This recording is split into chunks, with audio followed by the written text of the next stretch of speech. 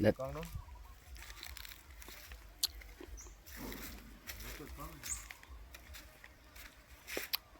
ขายได้บ้างบริษัทนี้ซื้อสดบริมีงวดมีเงียดเนี่ยทุบเดียวก็ได้เฮียผมอยากทุบฟอดผมซื้อก็เพื่อแปลงเพราะงั้นแปลงนี้ก็ตกอยู่แสนปลายพอแล้ว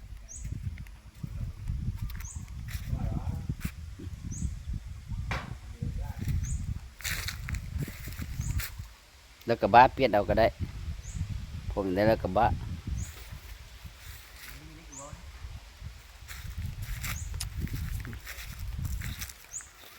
ทางในก็รถมือสองฮะแต่ว่าบริษัทนี้